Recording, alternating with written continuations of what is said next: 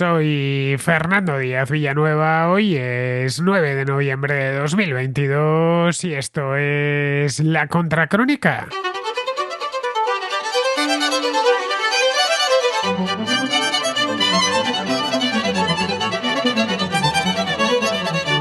La semana pasada, en las instalaciones de Foxconn en Zhengzhou, en la provincia de Henan, en China, se detectó un caso de COVID.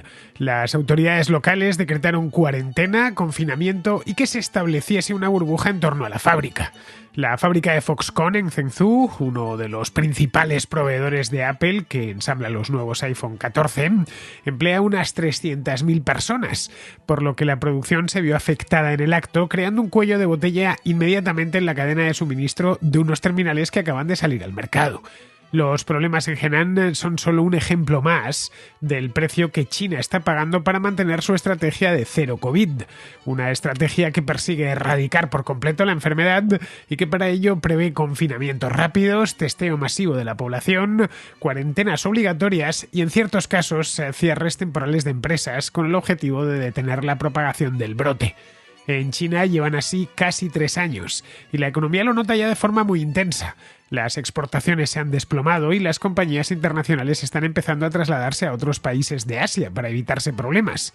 Las exportaciones chinas disminuyeron un 0,3% el mes pasado en comparación con el año anterior. Este es el peor dato desde principios de 2020, cuando acababa de comenzar la pandemia, se acababan de cerrar las fronteras y se recluyó a la gente en casa. Las exportaciones a Estados Unidos han caído un 13% interanual en octubre y llevan ya 3 meses descendiendo. Las dirigidas hacia la Unión Europea han caído un 9%. Todo a pesar de que el coste de transporte se ha abaratado de forma drástica en el último trimestre.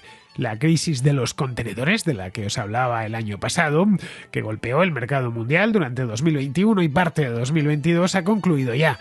El precio de transportar un contenedor desde Asia a América ha bajado más de un 80% con respecto a hace un año. Un ajuste que se ha debido al enfriamiento general de la economía en todo el planeta y a los problemas del mercado chino. Pero la estrategia COVID-0 no está siendo lo único que saca a las empresas occidentales de China. El ambiente internacional está muy enrarecido y se desconfía del régimen de Xi Jinping.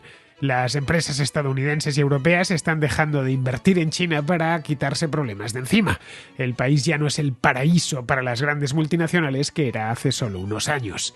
La guerra arancelaria primero en tiempos de Donald Trump, el COVID después y por último los persistentes problemas geopolíticos están llevando a muchas compañías a buscar nuevos puertos en el sudeste asiático para producir y exportar desde allí. Los favoritos por las corporaciones son la India y Vietnam, 2 países en los que abunda la mano de obra cualificada, existe cierta seguridad jurídica y se encuentran en pleno proceso de expansión económica, un proceso similar al que emprendió China hace unos cuantos años. En algunos casos, las empresas se plantean incluso sacar las fábricas de Extremo Oriente y llevárselas a países cercanos a sus principales mercados, como México o Europa del Este. Este proceso no ha hecho más que empezar, pero de consolidarse tendrá un impacto decisivo en la cadena de suministro global y en el equilibrio geopolítico que ha imperado hasta el momento, y sobre todo en regímenes como el chino, cuya fortaleza proviene de su papel como fábrica del mundo, que ha desempeñado en las últimas 3 décadas. La cuestión es saber hacia dónde se irán todas esas fábricas, y eso aún es algo que no sabemos muy bien.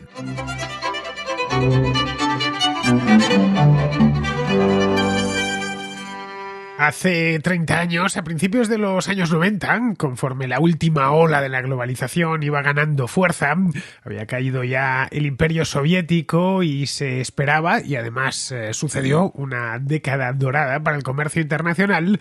Bien, en aquel entonces, insisto, a principios de los 90, se empezó a hablar en Occidente de un nuevo concepto llamado deslocalización.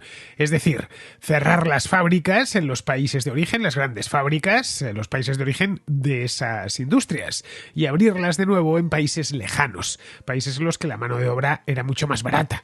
La deslocalización, de cualquier manera, no era nueva. Durante los años 60 y 70, por ejemplo, las empresas alemanas o francesas habían ido ubicando sus fábricas en países del sur de Europa, como por ejemplo España, que se benefició y mucho de la deslocalización, especialmente de empresas francesas. Se venían aquí en los años 60 para ahorrar algo en los costes de producción. Mientras la caída del muro de Berlín esas fábricas volaron hacia las antiguas repúblicas de la órbita soviética. En América, entre tanto, en esta misma época, ya en los años 90, México se llenó de fábricas estadounidenses y sigue lleno de fábricas estadounidenses, especialmente el norte del país, tras la firma del Tratado de Libre Comercio con Norteamérica, del NAFTA. En fin, que todos parecían ganar con aquello. Los consumidores porque obtenían productos algo más baratos. Las empresas porque vendían más, podían competir mejor, ganaban mucho más dinero, y los países de acogida, los que acogían a las nuevas fábricas, porque recibían capital e inversión que les ayudaba a crear empleo y a equilibrar su balanza de pagos y a aprovisionarse bien de divisas. Lo de llevarse las fábricas a China, algo que empezó de forma primero tímida en los 90 y luego ya con el nuevo siglo de una forma masiva, esto de llevárselos a China era ir un paso más allá. China está mucho más lejos que de los mercados occidentales, pues qué sé yo, que México o que Polonia, pero el transporte transoceánico funcionaba ya hace 20 años como una maquinaria bien engrasada, se había completado la revolución de los contenedores y los aranceles además no hacían más que caer, se vivía un momento dulce en torno al año 2000 para el comercio internacional. Vamos, que parecía una buena idea y durante 20 años se produjo una carrera hacia Oriente. Es la que hemos visto a lo largo de las 2 últimas décadas. Vamos, que a finales de los 90... a principios de este siglo, no había una sola gran empresa en los países occidentales, y en estos estoy incluyendo también a Australia, por supuesto, en Estados Unidos, en Canadá, en Europa, que no tuviese entre sus planes la expansión hacia China. Era la gran conversación económica empresarial en aquel momento, estoy hablando del año 98, 2000, 2002, 2004, era cuando se va a abrir la fábrica en China, cuando se va a empezar a vender en China. A China se la tenía como el nuevo Eldorado, en el que producir era barato y se ganaba además acceso a un mercado inmenso, el mayor del mundo en términos demográficos. En aquel momento desde luego lo era.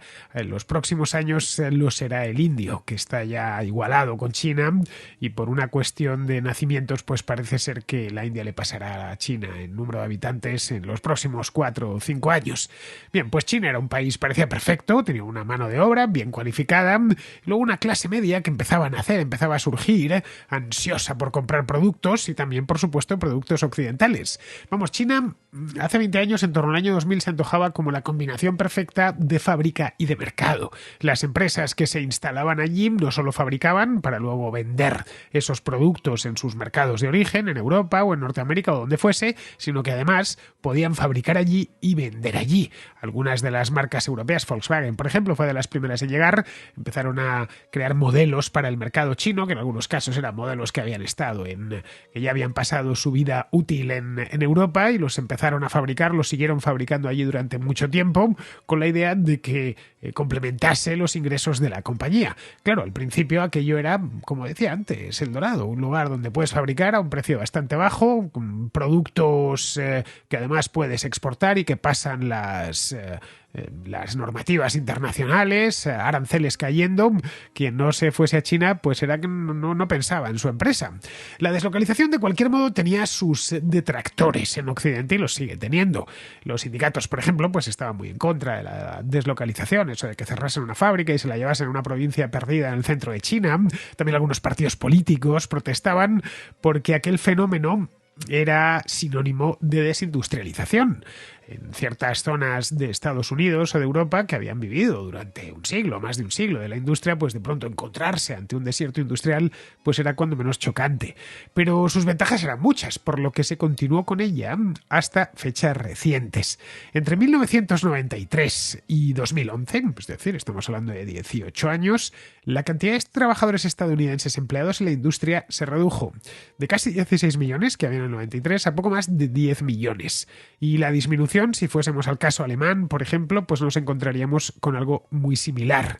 Sí, es cierto, algunos de los trabajos desaparecieron por una cuestión de robotización, y está claro que en los últimos 20, 25, 30 años ha habido grandes avances en automatización industrial, eso sin duda, pero otros tantos simplemente se movieron de sitio, es decir, pasaron de Alemania a China o de los Estados Unidos a China, y se fueron allí porque los salarios evidentemente eran más bajos. Si nos vamos vamos un poquitín más para atrás, al año 82, otro dato que tengo aquí, las multinacionales estadounidenses tenían el 30% de su mano de obra en el exterior. En 2014, es decir, estamos hablando de 30 y tantos años, la proporción se había duplicado, se había ido ya al 60%. Bien, pues ninguno de los destinos en el extranjero ha sido para las empresas estadounidenses y europeas más popular que la República Popular China, donde la rápida mejora de la infraestructura de transporte, autopistas, nuevas líneas de ferrocarril, mejores aeropuertos, mejores puertos, terminales de contenedores, luego además una fuerza laboral muy disciplinada, con altos niveles de alfabetización, pues la terminaron convirtiendo ya a principios de siglo en la fábrica del mundo. De hecho, muchos se dirigen a ella como directamente, como en términos económicos, como que es China. China es la fábrica del mundo. Mirad a vuestro alrededor, especialmente si estáis delante de, no lo sé, una televisión o un ordenador, y comprobaréis que prácticamente todos los productos que os rodean están hechos en China. Pone Made in China, desde una tarjeta de memoria para una cámara fotográfica, un pen USB, casi cualquier cosa, el teléfono, por supuesto, con el que seguramente estéis escuchando este programa, casi con toda seguridad está ensamblado en China, los televisores, los teclados, prácticamente todo, casi cualquier aparato tecnológico que nos rodean, desde los más complejos hasta los más simples, están hechos en China. Se especializaron en eso y la verdad es que lo han hecho bastante bien porque producen para todo el mundo. Para las empresas la deslocalización era casi un imperativo económico y financiero, ya que los empleados de la industria en Occidente ganaban mucho más. En Estados Unidos concretamente se ganaban $20 a la hora por trabajos que en China se hacían por $1 a la hora. De esto estoy hablando hace 30 años. Era una rebaja de costes, un recorte de gastos tan brutal que no plantearse abrir una fábrica en China, pues era como decía al principio, no querer tu propia empresa o directamente condenarla a la quiebra, porque otras empresas sí que lo iban a hacer. Pero también se fueron muchos trabajos de cuello blanco, se fueron a China. No solo estamos hablando, que a menudo se suele decir, son ejércitos de esclavos que trabajan en fábricas, en productos en serie, en cadenas de producción. No. Por ejemplo, IBM trasladó allí su departamento entero de compras, el departamento mundial de compras. También se llevaron algunos departamentos de investigación y desarrollo. Pongo el caso de IBM porque es una de las compañías más grandes relativas a la computación, pero muchas más se llevaron allí departamentos enteros de cuello blanco, estoy hablando. Tan enfurecidos estaban algunos accionistas de IBM a raíz de esto que pidieron en una junta de accionistas que el director general de la compañía también se deslocalizase. Claro, una compañía como IBM tiene todo tipo de accionistas, desde los más grandes pues hasta un señor de Arkansas que ha comprado unas cuantas acciones y que evidentemente pues en una medida muy pequeña es dueño de aquella empresa. Esto que le sucedió a los estadounidenses también le sucedió a los alemanes, a los italianos, a los ingleses, en fin, a prácticamente todos los países de Europa. Y también se enfadaron muchos porque eso dejaba en la estacada a mucha gente, especialmente en ciertas comarcas, en Estados Unidos, en ciertos estados, ciertas regiones que dependían mucho de la industria. Podían reciclarse profesionalmente y, ojo, muchísimos lo hicieron con éxito a lo largo de los últimos 30 años. Hemos visto cómo comarcas enteras y regiones enteras se han reinventado por completo y allá donde había industria pesada incluso, pues se han convertido en polos de servicios, de tecnología, etcétera. Ya se sabe el refrán, ¿no? Y no hay mal que por bien no venga. A veces una cosa de estas incluso a ciertas regiones les viene bien. Pero bueno, el hecho es que la deslocalización a otras regiones no les dejó parados y les dejó mal pues hasta el momento presente. De hecho, la deslocalización podríamos considerarla, en cierta medida, algo así como el pecado original que causó que se abriese esa fisura entre las élites y la gente común que ha ocasionado tanta polarización política en Occidente en los últimos años. Caray, recordemos que uno de los caballos que montó Donald Trump con furia en las elecciones de 2016 era ese mismo. El Make America Great Again iba de eso. Vamos a hacer que los fabricantes vuelvan a Estados Unidos y vuelvan a emplear a estadounidenses. El de la desindustrialización. Bueno, en Europa también ha sucedido lo mismo. Los partidos populistas recurren, todavía hoy lo seguirán haciendo, habitualmente a ello, por cierto, con gran acogida por parte del público.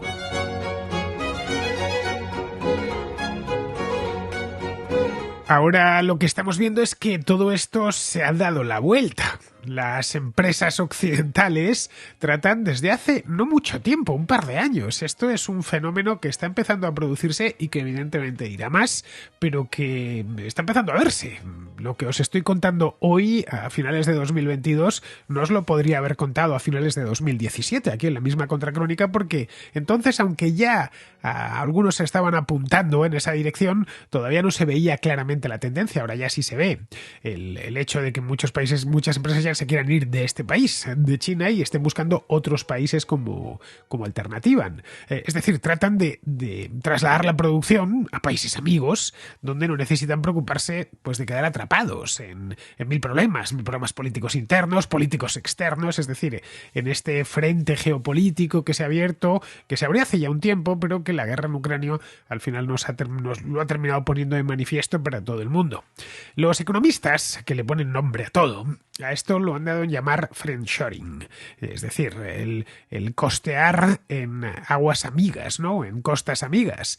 En otros casos, las empresas directamente han ido algo más lejos, buscando centros de producción geográficamente cercanos a sus principales mercados. Esto es algo que se ve desde hace ya un tiempo. A eso lo han denominado nearshoring, es decir, costear cerca. Si vas a vender, qué sé yo, en el estado de Idaho, pues fabricar en México, que pilla cerca. El nearshoring se ha hecho siempre, el tener las fábricas relativamente cerca. Fábricas que tengan un coste de producción algo más bajo. Bueno, es lo que hicieron los franceses o los alemanes con España, ya por los años 60. Hicieron nearshoring, lo que pasa es que todavía no le habían puesto el nombre. El primero, lo del friendshoring, buscaría países que no presenten problemas, que sean una versión pequeñita de lo que fue China en su momento. En esto hay dos países grandes en Asia. Uno es la India, no es tan grande ni tan poblado como el de la propia China, y el otro, ni tan grande ni tan poblado, pero importante, como es Vietnam. El segundo, la parte del nearshoring, pues está buscándose en Europa del Este, en ciertas zonas donde ya se hacía, como el caso de México, ¿no? O en Europa sería, por ejemplo, Turquía, que también está relativamente cerca, bueno, muy cerca de hecho de los mercados de Europa occidental. Es decir, que las empresas seguirán realizando sus operaciones, especialmente las de fabricación, en lugares que tengan más sentido desde el punto de vista económico. ¿Por qué? Pues porque se deben a la propia supervivencia de la empresa, es decir, a sus accionistas, no se deben a sus antiguos trabajadores. Y bueno, aunque algunos directores, sobre todo si son dueños de las empresas, sienten ciertas obligaciones morales con los países de origen de la misma empresa, la ciudad de origen incluso, bueno, ese sentimiento obviamente no se interpondrá entre ellos y su cuenta de resultados, que muchas veces es la que marca la línea entre que la empresa exista o no exista. Si tu competidor se ha ido a fabricar a Turquía y en Turquía está fabricando más barato, pues tú no puedes permitirte el lujo de fabricar al lado de casa porque sabes que tus productos van a salir más caros al mercado y bien, si bien no es el precio todo lo que guía al comprador, sí una buena parte. Así que o subes en la escala de valor y empiezas a fabricar artículos de lujo, pero es que aún ni con esas. También en estos países se fabrican artículos de lujo. Vamos, que se seguirá fabricando fuera, que la deslocalización va a persistir. Lo que está en crisis es la deslocalización a China. Luego, el transporte, que es el que hizo posible esta última ola de la globalización, el transporte de carga o global, es tan eficiente ya que la fabricación puede realizarse lejísimos de los consumidores sin apenas agregar coste al producto final. Esta es la realidad. Si vemos lo que cuesta traer, pues no lo sé, puedo decir desde China, desde el puerto de Shanghái hasta el puerto de Rotterdam, 1 kilo de peso, es que es nada, es que estamos hablando de céntimos, absolutamente nada. Y eso que ha recorrido medio mundo. Esto hace, no lo sé, 100 años hubiera sido impensable. Hoy es normal. Y si cuesta unos pocos céntimos traerlo desde Shanghái, pues imaginemos desde un puerto en Turquía o cruzar la frontera de México a los Estados Unidos. De ahí que ya una vez tenemos el transporte bien establecido y muy eficiente, es normal que se mantenga. Vamos, que la deslocalización ha llegado para quedarse. Pero eso no significa que la fabricación masiva en China, al menos por parte de las empresas occidentales, vaya a mantenerse. En una encuesta que hicieron el pasado mes de junio, que hizo la Cámara de Comercio de la Unión Europea en China, el 23% de las empresas que encuestaron, la encuesta era secreta, obviamente, de las empresas occidentales, dijeron que estaban pensando en trasladar sus operaciones fuera del país. Y si lo dijeron así de claro, es que lo están pensando de verdad, y muchas de ellas lo sacarán. El 50%, es decir, la mitad, se quejaban porque el ambiente para hacer negocios en China había empeorado sustancialmente. Esto lo comparamos con otras encuestas que la misma Cámara de Comercio de la Unión Europea hacía en China, las del año 2012 o 2013, y vemos que son dos países distintos, el de hace 10 años y el actual. Parte de este desencanto viene de la pandemia, eso está claro. La política esta de COVID cero de China, pues sabemos lo que ha ocasionado. Las primeras víctimas han sido los propios chinos, pero también los extranjeros que están trabajando allí y las empresas que operan desde allí. Esta política de COVID cero ha atascado por completo las cadenas de suministro y ha ocasionado pues que terminales de contenedores enteras se hayan cerrado al tráfico durante días, mientras los trabajadores de las fábricas debían encerrarse en sus casas muy a menudo. Es decir, estas imágenes que han llegado, algunas fotografías y algunos vídeos de barcos portacontenedores esperando en un puerto durante varios días, no por nada, no porque quisiesen esperar delante del puerto, que no es ningún placer, sino porque es que no podían entrar en el puerto porque no había nadie para descargar la mercancía. Claro, eso a su vez iba creando una cola cada vez más larga. Podríamos pensar que esto, claro, de la pandemia no deja de ser una tormenta momentánea. Bueno, según están las cosas en China, os empezaba el programa de hoy contándoos lo de la fábrica de Foxconn, de momentáneo ya tiene poco, pero es así, los pueden estar en el año 2027 con la misma historia. En el resto del mundo la pandemia y sus restricciones ya están prácticamente olvidadas, esa es la verdad, pero en China no, en China lo mantienen pues casi como el primer día. La estrategia cero COVID a estas alturas ya es una cuestión de Estado para el Partido Comunista Chino, ya persigue solo el control social. Algo, por cierto, en lo que el Partido Comunista Chino está especialmente interesado, para qué engañarnos. La demografía del país, además, no es la misma que hace 25 o 30 años. Hay menos trabajadores en edad de trabajar, quiero decir, fuerza laboral, disponible, porque los chinos, a diferencia de los indios, no se han reproducido con la misma velocidad. Hay mucha más gente mayor, mucha menos gente joven, que hace la pirámide demográfica es muy distinta. Y luego, conforme el país se enriquecía, también lo hacían sus trabajadores, y eso ha elevado los salarios. Contratar chinos ya no es tan barato como lo era en 1995. Esto es algo con lo que contaban las empresas, y también pues se han aprovechado de ello, trasladando a China departamentos más intensivos en conocimiento que en trabajo manual, como os comentaba antes de IBM. Lo que ha marcado el punto de inflexión ha sido la asertividad internacional del régimen chino. La insistencia del Partido Comunista, que vimos aquí hace 2 semanas, en los programas que preparé sobre el Congreso del partido, que lo estuve siguiendo muy de cerca, bueno, pues esa insistencia en la pureza ideológica no ayuda mucho. Ahora las empresas tienen que contar con una célula del partido, de manera obligatoria, dentro de la empresa. No solo las empresas chinas o estatales, también las empresas extranjeras. Es decir, que lo único previsible en China, hoy por hoy, es su imprevisibilidad. Y eso es muy venenoso para el entorno empresarial. Las empresas occidentales pues no les queda otra que ir suspendiendo inversiones. Los que están ya, bueno, pues han quedado atrapados, ya verán cómo salen, pero los que pensaban invertir allí ya no invierten. La incertidumbre es muy mala. Pero si quieren realizar una inversión, pues buscan otros destinos para proyectos en el futuro. Y ahí es donde aparece el friendshoring, que os decía, es decir, países sin problemas políticos con Occidente.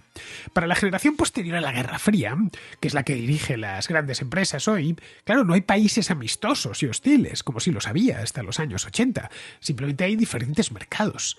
Algunos de los cuales son más complicados de operar y de trabajar en ellos, bueno, pues porque hay mucha corrupción, porque hay violencia o porque hay otro tipo de adversidades. Bien, pues eso es lo que está empezando a cambiar. Ahora, antes de plantear una expansión, un nuevo proyecto productivo, lo que se ponen los ejecutivos de estas empresas es con un mapamundi. Y empiezan a mirar con muchísimo cuidado y solicitan, por supuesto, asesoría geopolítica para evitar meterse en una ratonera que luego les cueste una fortuna. Las grandes, como sucedió hace 30 años, son las que marcan el camino, siempre. Apple ha comenzado a trasladar la fabricación de China a Vietnam y a la India. Van a producir en Vietnam, van a producir los AirPods, estos auriculares que tienen sin cables. Yo tengo uno de ellos y funciona muy bien, por cierto. Y también los iPhone, que van a empezar a producirlos, si no han empezado ya en la India. Hace 2 años, Samsung, los surcoreanos, también trasladaron su fabricación de China a Vietnam. La juguetera Hasbro ha trasladado su producción de China a la India y a Vietnam también. Las empresas de moda o de calzado, como Adidas, por ejemplo, se ha llevado su producción a Vietnam. Podríamos pensar que solo se debe al coste, y en parte es cierto, obviamente, pero Vietnam es más barato que China, pero no solo es el coste. El gobierno chino utiliza a las empresas occidentales como herramientas de presión. Si un gobierno occidental hace algo que disgusta al partido, los primeros en pagarlo serán sus empresas radicadas en el país. La pregunta que se hacen muchos en consejos de administración es ¿dónde hacer friendshoring o nearshoring? Las empresas que actualmente operan en China pues están planeando mudarse a países como Turquía, como la India, como Vietnam, países que son aliados tradicionales. A ver, Turquía y la India no son amigos íntimos de Occidente, precisamente, pero no molestarán a las empresas occidentales que inviertan y creen empleo en sus países. El problema es que hoy por hoy ningún país puede por sí solo sustituir a la fábrica del mundo. El mejor situado sin duda es la India, que es un país inmenso, muy poblado, con una población joven y cualificada, aunque eso sí, políticamente es algo más complejo que China, ya que los 28 estados que conforman la Federación India tienen mucha más autonomía y una legislación muy distinta en cada uno de ellos. No sabemos hasta qué punto ocupará el lugar que China ha ocupado en los últimos 30 años. Pero si de algo podemos estar seguros es que de aquí en adelante, en los próximos años, el Made in China irá a menos. Vamos con la contrarréplica, pero antes un recordatorio para los que estéis en Ciudad de Guatemala, que alguno habrá. Hoy Alberto Garín, que se encuentra en el país, está en Guatemala desde hace ya unos días, presentará el Lutero, Calvino y Trento, la reforma que no fue. Lo hará a las 8 de la tarde en el Auditorio Petapa. Este es el libro que Alberto y yo lanzamos al mercado pues hace, no lo sé, en el mes de abril, creo que fue, hace no muchos meses. Bien, esto del Auditorio Petapa, no sabía yo muy bien dónde estaba, me sonaba lo de la avenida Petapa de cuando vivía allí. Está, según he podido ver, en la zona 12, al sur de la ciudad, de la avenida del mismo nombre, junto a la Reformita, vamos. La presentación la organiza la librería Sofos, que es la más grande de la ciudad, por cierto. En mi año guatemalteco yo vivía al lado y pasé muchas horas allí haciendo imaginaria, porque si paseaba por la calle como en Madrid, pues me asaltaban para robarme el teléfono. Bien, pues lo organiza Sofos y la Gran Logia de Guatemala. Como dice Alberto, esto es puro realismo mágico hispanoamericano. Tenemos un autor español agnóstico presentando un libro sobre la Reforma en un acto patrocinado por una logia masónica. Vamos, que más no se puede pedir. La entrada es gratuita, por supuesto, así que los chapines que estén interesados ya saben hacia dónde dirigir sus pasos esta misma tarde, a las 8 de la tarde. Ya sabéis, la avenida Petapa, el auditorio del mismo nombre. Bien, dicho esto, vamos con la contrarréplica. Empezamos con Jesús, que nos habla del tema este del que hemos estado hablando esta semana sobre los niños tras los divorcios. Buenas, Fernando, ¿qué tal? Nada, te sigo desde hace mucho tiempo, me encanta tu programa y bueno, es la primera vez que te mando un audio. Y es con el tema de contestarle a Francisco, con el tema de Olivia, de que él dice de que el ser humano es igual antes, ahora. Eso puede ser, sí, eso está claro que puede ser, pero lo que sí cambia del ser humano uno a otro es la cultura. La cuestión está claro, antes había muchísima más cultura de sacrificio que hay ahora. Mis padres se divorciaron cuando yo tenía 8 años, ahora tengo 36, ¿vale? Y está claro que se divorciaron, vamos, un caso un poco anormal, pero se divorciaron y éramos 3 hijos y ellos siempre han estado de manera cordial, incluso en cumpleaños de uno y otro, se han llevado bien, pero todo esto parte no por nada, no porque mis padres sean maravillosos, sino porque antiguamente nuestros padres tenían más cultura de tener hijos y darlo todo por ellos. Si hacía falta echar horas, se echaban horas. Si de vacaciones te tienes que ir con tus tíos y compartir una casa con tus primos en el mismo sitio, siempre se va. Es que ahora yo veo muchos de mis amigos que es mucho mejor viajar, que es mucho mejor comprarse cosas buenas, pero cuando tienen hijos, ¿sabes? Es un auténtico dolor para ellos, es algo insoportable porque se va mucho dinero, etcétera. Y yo tengo 2 hijos. ¿sabes? Y sí que te quita cosas, ¿no? Te quita... Antes me iba más de viaje, antes me iba a comer a mejores restaurantes, pues no es lo mismo pagar 2 que 4, pero después me da muchas más cosas. Entonces ten claro que estoy contento mil con ello y que la vida sigue, ¿no? Pero bueno, y en la cultura se ve que antiguamente eso se puede buscar sin problema, que antes se tenía hijos mucho más jóvenes y más, y a hoy en día se tiene mucho más tarde y menos. ¿Por qué? Porque es una cultura que no está acostumbrada al sacrificio y claro, tener hijos siempre tienes que sacrificar parte de tu bienestar por dárselo a otro que es de tu sangre y es así. Nada, te quiero dar un cordial saludo y esa es mi respuesta, que la cultura ha cambiado totalmente, por eso hay más divorcios, porque no se sacrifica tiempo por tu pareja, etcétera. Hemos pasado de una cultura niñocéntrica a una cultura adultocéntrica. Esto es algo que muchos especialistas en el tema señalan con insistencias. En tiempos de mis padres, los hijos eran el centro de la vida de una pareja. Hoy el centro son los adultos y sus necesidades. Curiosamente, esto convive con otra tendencia también de nuestro tiempo, que es el de la sobreprotección de los niños y el consentirles cualquier cosa. Esto es algo que a los de mi generación nos llama la atención, aunque son precisamente los de mi generación y todos los que han venido después los que practican esa sobreprotección. En mi niñez, allá por los años 80, había muchos más niños que ahora. Lo raro era encontrar un hijo único, vamos, todos teníamos hermanos y nos criábamos un poco a la brava. Salíamos a la calle a jugar, cogíamos el metro y nuestros padres no se preocupaban demasiado, siempre que no regresásemos a casa muy tarde. Cuando alguna vez lo he hablado con gente de mi edad, me dicen que ahora todo es más inseguro, pero es que no es así. Madrid era mucho más peligroso en los 80, había más tráfico rodado y, bueno, aquella fue la época dorada de los yonkis. Vamos, que había que andarse con ojo. Nuestros padres no estaban tan encima como ahora, pero eso sí, en el caso de un divorcio se pensaba más en los hijos que ahora. Quizá es que nos estamos centrando en lo accesorio e ignorando lo principal. O quizá es que cuando consentimos a un niño en realidad nos estamos consintiendo a nosotros mismos. De nuevo, volvemos a lo que comentaba antes, lo de adultocéntrico, ¿no? Pero bueno, nunca está de más recordarlo para que si las cosas vienen mal dadas en una pareja, pues se piense primero y antes que en cualquier otra cosa en los niños, especialmente si son de corta edad, porque aquello les puede salir carísimo en términos de autoestima y de equilibrio mental el resto de su vida. Bien, seguimos con Israel, que nos habla de Luis Tosar, este actor español que ha apoyado a los huelguistas de la sanidad pública en Madrid. Como sabrás, Luis Tosar se ha manifestado públicamente a favor de los huelguistas y saboteadores de la sanidad pública madrileña, pero nos hemos enterado de que él es un usuario de la sanidad privada. En concreto, es el nacimiento de una criatura que se ha producido en una exclusiva clínica de Madrid.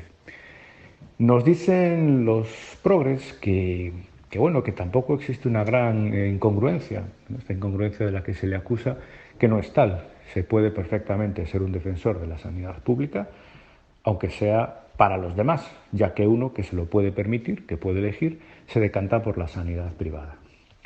Nos dicen las televisiones que el éxito de la sanidad privada y su buen servicio es en demasiadas ocasiones a base de explotar o de vulnerar los derechos laborales de sus trabajadores. Por ejemplo, si la sanidad pública está coqueteando con un 10% de ausentismo laboral año tras año, mientras que en la sanidad privada es de en torno al 1%, bien, esto se explica porque se aprieta a los trabajadores, se les pide que se dejen de coñas y que se dejen de bajas y a trabajar, y el que no, que se atenga a las consecuencias. Del mismo modo, otra crítica habitual que se hace a la sanidad pública es el hecho de que las instalaciones, sobre todo los equipos más caros, como puedan ser los quirófanos o equipos para pruebas caras y complicadas, pues no se usan por las tardes, no se usan los fines de semana, no se les da todo el rendimiento que se les da en la sanidad privada, que evidentemente es a base de tener personal por las tardes, fines de semana, festivos e incluso en horarios discotequeros de madrugada. Ya digo, se aprieta a los trabajadores de la sanidad privada. La conclusión es evidente. Según las televisiones, Luis Tosar es una persona que no tiene en cuenta el sufrimiento que padecen los trabajadores de la sanidad privada, porque si fuera una persona coherente con sus planteamientos diría, yo no puedo pagar a unas empresas que tratan así a sus trabajadores.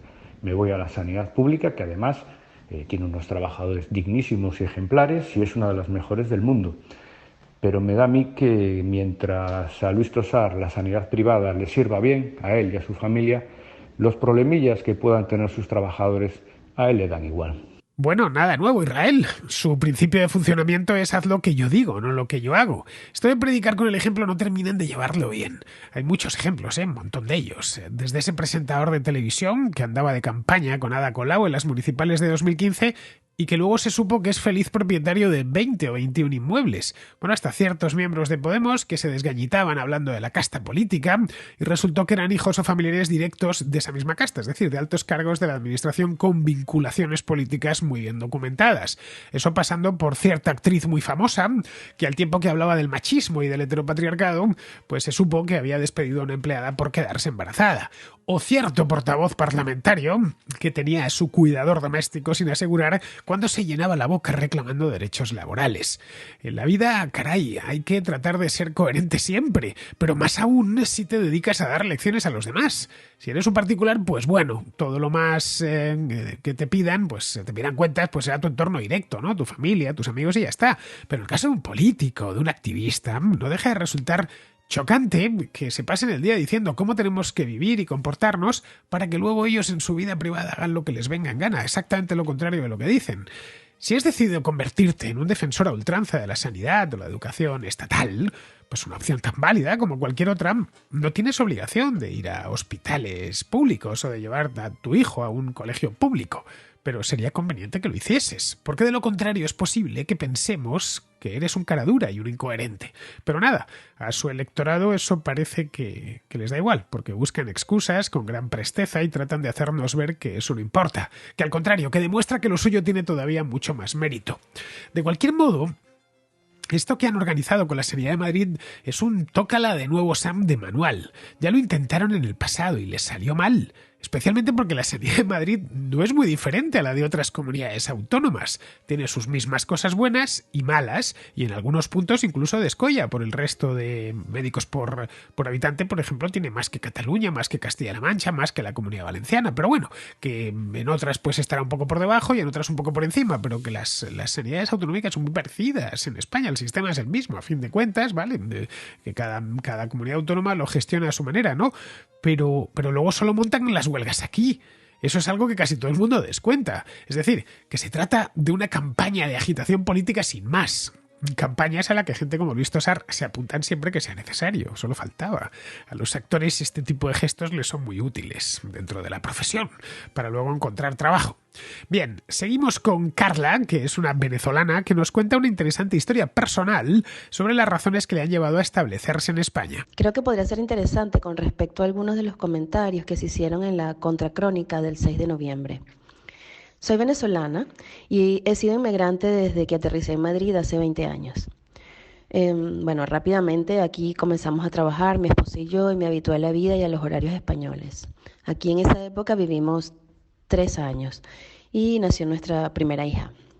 Para hacerles el cuento corto, después nos mudamos a Montreal, allá nacieron nuestras trillizas. Después de 15 años y con la pandemia de por medio, decidimos volver a hacer hace 6 meses a España. Y muchos de aquí me preguntan por qué, y yo quería contar nuestras razones. Canadá es un país muy avanzado, que ayuda mucho a las familias, pero después de la pandemia nos sentimos muy solos. En 15 años logramos entablar muy pocas relaciones profundas de amistad. El sistema canadiense te hace vivir una vida muy tranquila, apacible, cómoda, pero demasiado individualista. Echamos en falta el calor y la alegría de los amigos y de la familia. En España, si no tienes a nadie, la calle termina siendo tu familia. Tú puedes salir y puedes entablar relaciones con tus compañeros de trabajo, con tus vecinos, incluso hasta con el señor del bar. Si vas 2 o 3 veces ya te conoce y te saluda y pregunta por ti. No te sientes tan solo. Los inmigrantes aquí terminamos asimilando la cultura, sin que eso signifique que tienes que renunciar a tu cultura, a la tuya, ¿no? Y el otro tema tiene que ver con respecto al idioma y un poco con las cosas que por obligación te tienes que aprender. Como vivimos en Montreal, tuvimos que aprender francés, un idioma hermosísimo. ¿Y quién no quiere hablar francés? Pues 5 años después de vivir en Montreal, hicieron que detestáramos el idioma. Todas las ganas de aprenderlo se fumaron gracias a la obligatoriedad. a las veces que me trataron mal por no pronunciar correctamente, o porque prohibían a mis hijas hablar español en el colegio, entre ellas, o porque las prohibían hablar cualquier otra lengua que no fuera francés. Yo tuve que pagar para que las niñas aprendieran inglés en Canadá, porque apenas recibían 1 hora de clases a la semana en la escuela. Pero si no hablas inglés cuando creces, no encuentras buenos trabajos y no puedes ser primer ministro, por ejemplo. Tienes que ser absolutamente bilingüe para poder ejercer las carreras de importancia. Y para mí eso era marginalizar a todos aquellos que no hablaban ni bien francés ni bien inglés. En fin, estas dos historias las cuento para ejemplificar un poco el por qué nada obligado se acepta de buena gana. Por eso creo que el adoctrinamiento obligado no va a llegar a ninguna parte y la educación en casa es sumamente importante, y de por qué en España hay muchos inmigrantes y son felices quedándose acá. Creo que termina siendo que en España tú te puedes adaptar a ser de acá, pero no tienes que dejar de ser tú mismo ni perder lo que eres y tu esencia. Bueno, Fernando, muchas gracias por todo tu contenido y saludos para todos. De esto hablábamos en la contrarréplica este domingo, lo digo por si no lo habíais escuchado. Un contraescucha se preguntaba por qué los españoles, estemos donde estemos, cuando estamos en el extranjero, casi siempre queremos volver a España. Bueno, y le expliqué que por el clima no era, porque el clima en España es bueno solo en una parte del país. En otras es muy frío, muy lluvioso, ambas cosas a la vez. Además, las zonas de buen clima en España, pues la costa mediterránea, las Canarias, las Baleares, bueno, también las tienen en Italia, en Francia o en Grecia. Tampoco es la gastronomía, porque en España se come bien, eso es indiscutible, pero en otras partes de Europa también se come estupendamente. Así que le comenté que seguramente era la cultura, algo que viene y las relaciones sociales, vamos, algo que viene a confirmar Carla. La vida en España, incluso en las grandes ciudades, es muy llevadera. El país es seguro, es pacífico, es relativamente próspero, pero lo más importante de todo es que los españoles somos extremadamente sociables. Nos pasamos la vida en la calle. Todos nos tuteamos y las relaciones sociales son por lo general amistosas y fluidas. A veces me preguntan, ¿cómo puedes vivir en una casa tan pequeña? Y digo, bueno, parte de la calle es mi casa, entonces el retiro, digamos, es parte de mi casa y voy todos los días a él, ¿no? Pero vamos, por lo demás tardas poco en adquirir confianza con los desconocidos en España y aprovechamos cualquier oportunidad para divertirnos. Todos los pueblos y ciudades tienen fiestas patronales, bueno, algunas como las fallas de Valencia o la feria de Sevilla o los Sanfermines o la Semana Santa en toda España, pues tienen fama mundial. Pero sin llegar a eso, no hay más que dar un paseo cualquier día de verano por cualquier ciudad española y comprobar como todo está lleno de gente comiendo, bebiendo, charlando y así hasta altas horas de la madrugada. Caray, ¿eso para qué engañarnos? Es que hace la vida mucho más agradable a cualquiera, no solo a los españoles, a nosotros mucho más porque estamos acostumbrados a ello y claro, cuando nos falta de verdad. Sentimos como que el mundo es aburridísimo, ¿no? Luego, respecto a lo que nos comentas del francés en Quebec, pues no es la primera vez que lo oigo. Allí tratan de mantener el idioma que perciben amenazado por el inglés y para ello no escatiman presión sobre la población no francófona. Me da la impresión que consiguen lo contrario, como bien apuntas. Cuanto más obligado te sientes a algo, más manera desarrollas hacia ese algo. Pero bueno, ellos verán lo que hacen, es su país, a fin de cuentas. Bien, pues vamos a terminar ya. Vamos con Pizarro, que nos habla de cambio climático y de cómo el crecimiento es imprescindible, el crecimiento económico, para luchar contra él. La prosperidad precisa de energía abundante y barata. Renunciar a una energía abundante y barata, por la razón que sea, en este caso la salvación del planeta, implica renunciar a la prosperidad. Renunciar a la energía abundante y barata por no ser inocua, sin proponer alternativas viables y exigir esta renuncia a todos, es un plan con lagunas, que no se puede, que no se está pudiendo ni ordenar ni acatar. Las alternativas a la acusación, a la prohibición y al empobrecimiento propuestos podrían ser la adaptación climática y la gestión de la contaminación. Aunque no nos lleven a un mundo verde, tienen la ventaja comparativa de que son posibles. Un cordial saludo de Pizarro. Y hasta aquí, queridos amigos, llega la contra de hoy, que es 9 de noviembre, mañana será 10 y estaré de vuelta. Hasta mañana.